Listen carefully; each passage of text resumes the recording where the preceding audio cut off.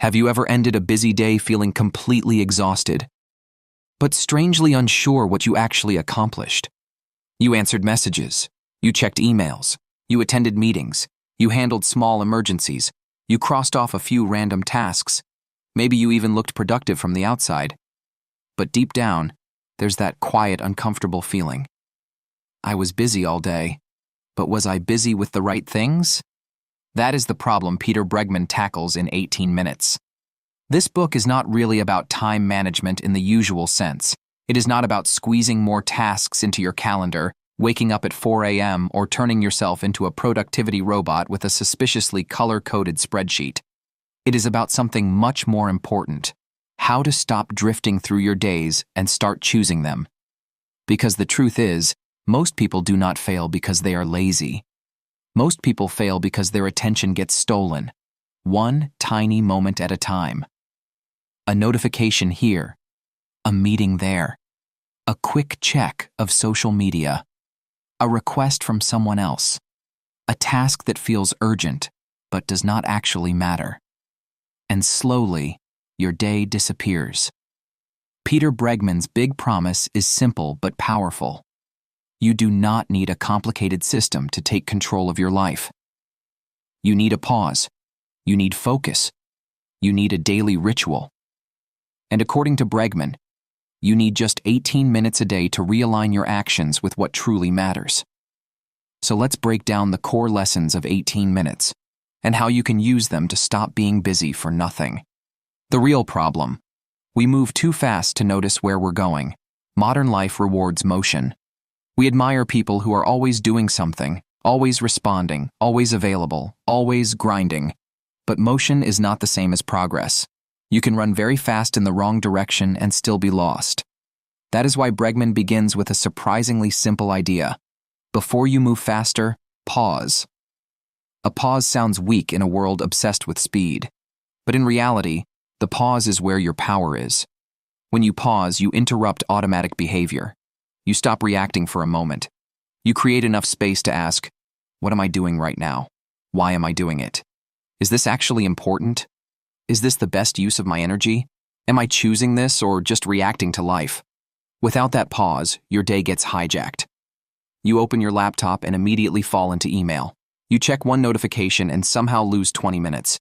You say yes to someone else's priority and push your own dream to tomorrow. Again, and tomorrow becomes next week. Next week becomes next year. And one day, you realize your life has been shaped by whatever was loudest, not by whatever mattered most. That is why Bregman says we need regular rest stops. Not because we are weak, but because we are human. A short pause refuels your mind. It reorients your direction. It helps you aim your effort instead of wasting it. The Lazy Capybara version. Sometimes the most productive thing you can do is stop sprinting, blink slowly, sip metaphorical tea, and ask, wait, why am I running? Hover above your world. One of the most useful ideas in the book is what Bregman describes as learning to hover above your world. This means stepping back from the noise of your daily life and seeing the bigger picture. Most of the time, we are too close to our problems. We are inside the inbox, inside the drama, inside the deadline, inside the anxiety, inside the never-ending list. When you are that close, everything feels urgent. But when you rise above it, even for a moment, you can see more clearly. You realize that not every message deserves an immediate answer. Not every opportunity deserves a yes. Not every problem is your problem. Not every task belongs on today's list. This is where real productivity begins.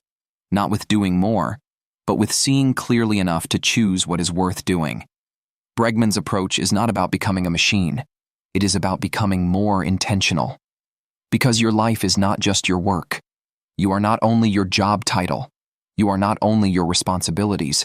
You are a whole person, with strengths, relationships, interests, values, desires, and dreams that often get buried under daily busyness. So the first move is to expand your view of yourself. You are not just someone who needs to get through the day. You are someone building a life, and if you are building a life, then your daily choices matter. The big shift. Stop trying to do everything. Once you pause and rise above the noise, you quickly notice something uncomfortable. You cannot do everything. This sounds obvious, but most people live as if it is not true. We keep adding tasks, adding goals, adding projects, adding expectations, adding pressure. Then we wonder why we feel overwhelmed. Bregman argues that productivity requires two opposite moves. Expand yourself, but limit your options. Expand yourself means recognizing your full potential. You are more capable than you think. You have more dimensions than one narrow identity. You may be a worker, creator, parent, friend, thinker, leader, learner, builder, and dreamer. But limiting your options means accepting that your time, energy, and attention are finite. You can be many things across your life, but you cannot focus on all of them today. That is why choosing matters. Focus is not just about concentration. Focus is also about elimination. You must decide what gets your attention and what does not. This is where many people get stuck. They want a meaningful life, but they refuse to disappoint distractions. They want deep work, but they keep their phone beside them. They want progress, but they treat every random request like a royal command. Bregman's message is clear. If you do not create boundaries around your attention, the world will happily spend it for you. So yes, sometimes the most strategic productivity move is painfully simple. Turn off the phone. Close the extra tabs. Block the noise. Say no faster.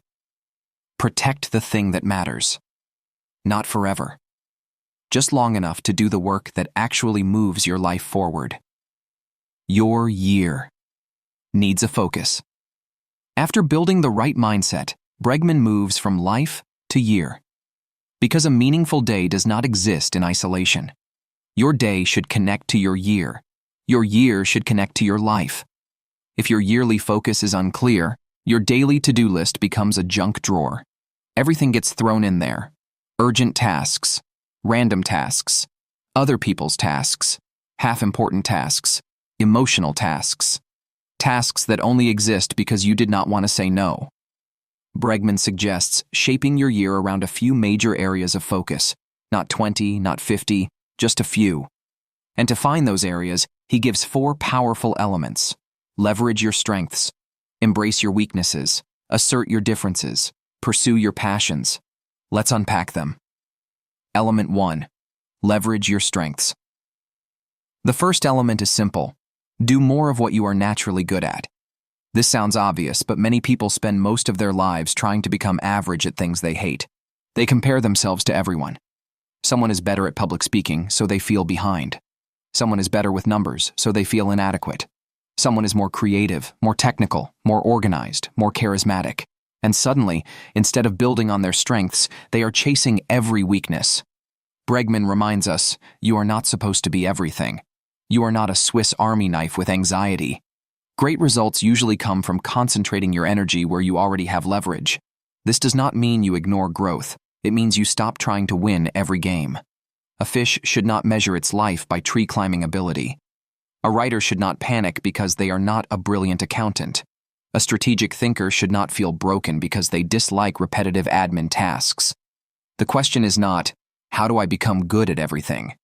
The better question is, where do I already have natural energy, ability, or insight, and how can I use that more deliberately? Your strengths are not random. They are clues. Build your year around them. Element 2. Embrace your weaknesses. The second element is more surprising. Do not just fix your weaknesses. Understand them. Sometimes a weakness is only a weakness in the wrong environment. For example, someone who sees things in very simple terms may struggle in a highly theoretical setting where everyone loves nuance and endless debate. But that same simplicity can become powerful in a crisis, in leadership, or in public communication, places where people need clarity, speed, and action. A person who is impatient may struggle in slow bureaucratic systems, but thrive in entrepreneurship. A person who dislikes small talk may be excellent at deep thinking. A person who questions everything may annoy the wrong team, but become priceless in strategy, research, or risk management. The point is not to romanticize flaws. The point is to ask, where could this trait become useful? Maybe your weakness is not proof that something is wrong with you. Maybe it is information. Maybe it is telling you that you are in the wrong role, the wrong environment, or the wrong kind of work. This is deeply practical. Instead of spending your entire life sanding down every rough edge, find the context where your shape actually fits. The goal is not to become a perfect person. The goal is to become a useful, honest, well-directed person. Very capybara energy, honestly. Element 3. Assert your differences. The third element is about what makes you different. In business, difference is valuable. Companies call it competitive advantage. But in personal life, we often treat difference like a problem. We try to blend in. We hide the weird parts. We smooth out the edges. We copy what seems safe. But Bregman argues that your difference may be exactly where your value lives. If you think differently, see differently, communicate differently, or care about different things, that may be your advantage. The world does not need another copy of everyone else. It needs what only you can bring. This matters especially when choosing projects. If you are deciding between several options and one of them feels more unique, more alive, more connected to your unusual strengths, pay attention. Safe and familiar may feel comfortable, but different is often where opportunity lives. Of course, difference comes with risk. People may not understand it immediately. They may question it. They may say, "That's not how things are done." But almost every meaningful contribution begins as something that does not fully fit the old pattern. So instead of asking, "How can I be more like everyone else?" ask, "What can I offer that others cannot easily copy?" That is where your focus becomes powerful. Element 4. Pursue your passion. The fourth element is passion. Now, passion is a word that gets overused. Sometimes it sounds like motivational poster soup, but Bregman's version is practical. Passion matters because persistence matters, and persistence is much easier when you care. If you choose a goal only because you should, you may start strong, but you will probably quit when it gets boring, difficult, or unrewarding. But when something matters to you, you keep going longer. You learn through frustration, you recover from setbacks, you stay curious, you bring more energy to the work. Bregman suggests looking for goals that meet 3 conditions. You want to achieve it. You believe you can achieve it. You enjoy the process of trying to achieve it. That third one is important, because success often takes longer than expected.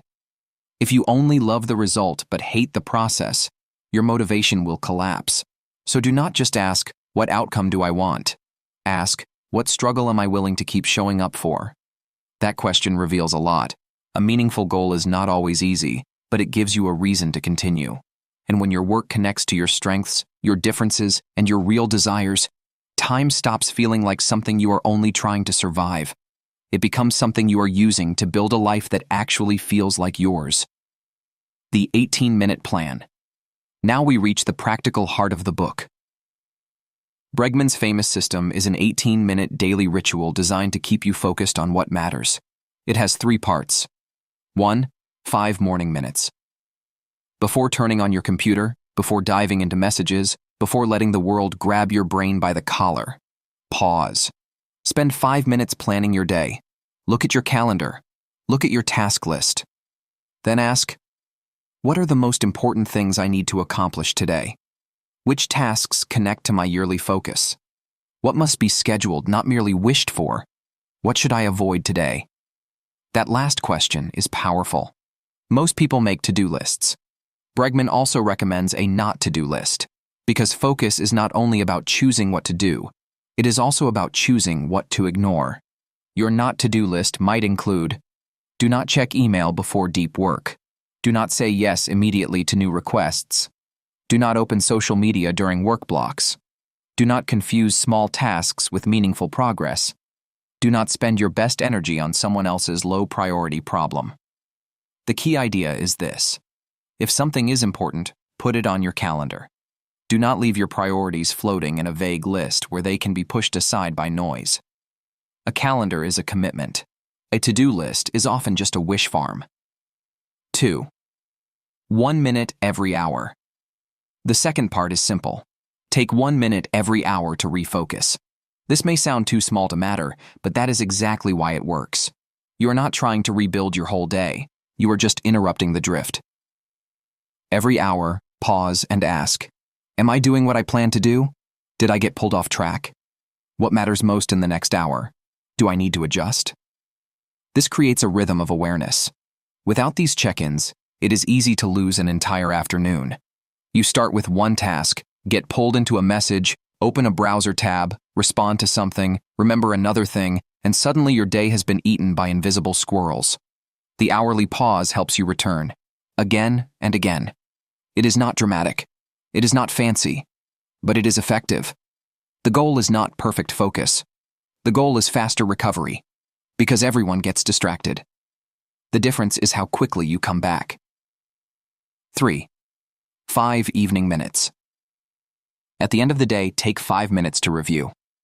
Ask yourself, how did the day go? What worked? What distracted me? What did I learn about myself? Is there anyone I need to follow up with? What should I adjust tomorrow? This turns every day into feedback. You stop treating mistakes as proof of failure and start treating them as data.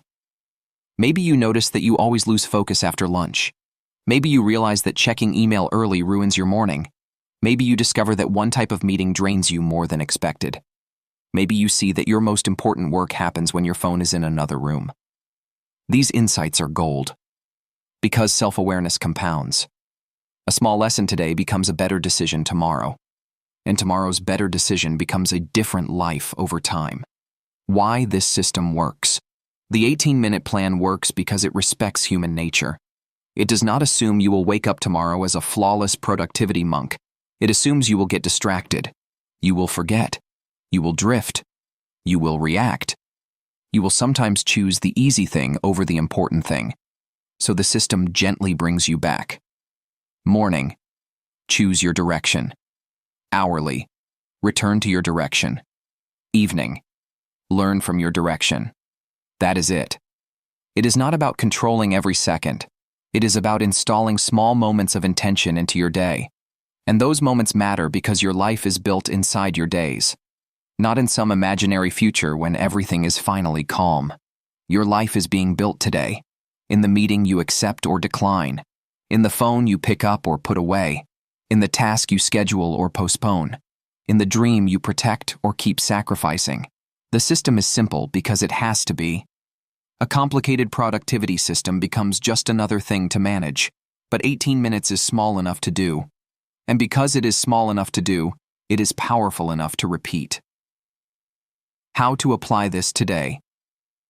Here is a practical way to use the book immediately. Step 1. Choose your main focus areas. Pick 3 to 5 areas that matter most this year. They could be building a business, improving health, growing a creative project, strengthening family relationships, learning a valuable skill, becoming financially stronger, creating more peace and mental clarity. Do not pick too many. Remember, focus requires subtraction. Step 2. Identify your strengths. Ask, what do I do better than most people? What feels natural to me? Where do people often ask for my help? What kind of work gives me energy instead of draining me? Build around those answers. Step 3. Reframe your weaknesses. Ask, which weaknesses keep showing up? Are they truly weaknesses or signs that I am in the wrong environment? Where could this trait become useful? What should I delegate, avoid, or design around? You do not need to win by becoming perfect. You can win by becoming better positioned. Step 4. Protect your difference. Ask, what makes my perspective unusual? What do I care about that others overlook? What can I create, say, build, or notice that is hard for others to copy? Your difference may feel uncomfortable at first, but it may also be your edge. Step 5. Build the 18-minute ritual. Tomorrow morning, try this. Spend 5 minutes choosing your most important tasks. Set an hourly reminder to pause for 1 minute. End the day with 5 minutes of review. Do not overcomplicate it. No need for a perfect notebook. No need for a new app. No need to build a productivity temple. Just pause, choose, return, and learn.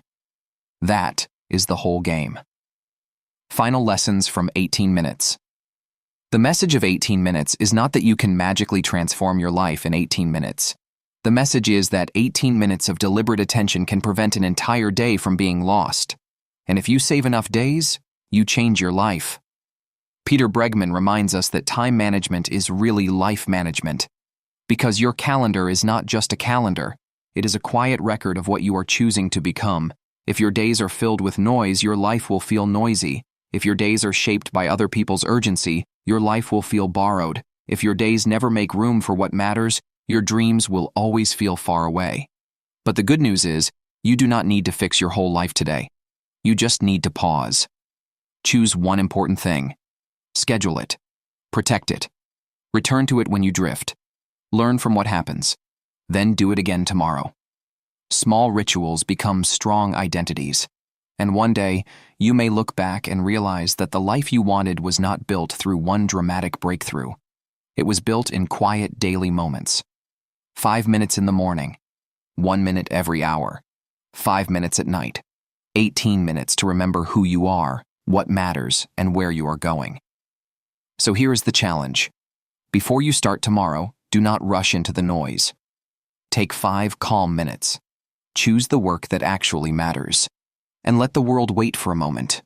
The emails will survive. The notifications will survive. The chaos will survive. But your focus, that needs protection.